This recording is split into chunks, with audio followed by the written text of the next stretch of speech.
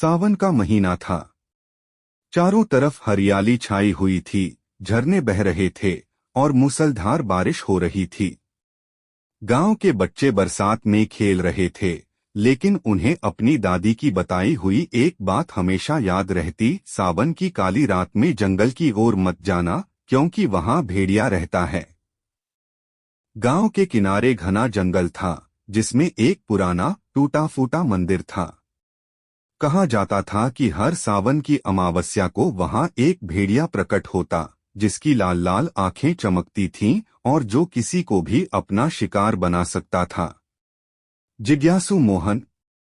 गांव के सभी बच्चे उस जंगल से डरते थे, लेकिन मोहन नाम का एक लड़का बहुत जिज्ञासु था। उसे यह मानने में दिलचस्पी नहीं थी कि कोई भेड़िया सच में वहां रहता है।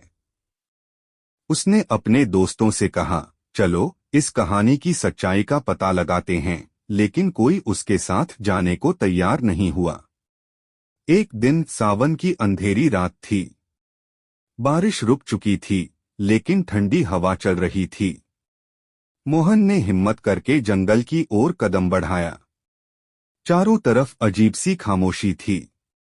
पेड़ों की टहनियां हिल रही थीं, जैसे कोई उनमें छिपकर देख रहा हो।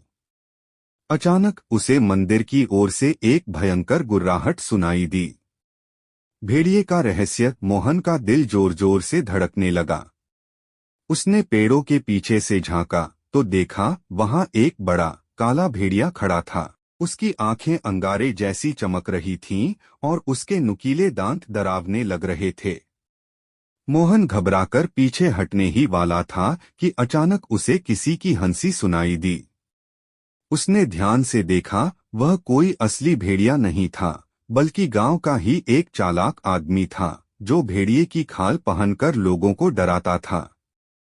मोहन को समझ में आ गया कि यह आदमी जंगल में आने जाने वालों को डराकर भगाना चाहता था।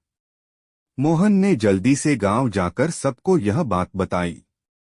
गांव के लोगों ने मिलकर उस आदमी को पकड़ लिया। सबक और हिम्मत की जीत।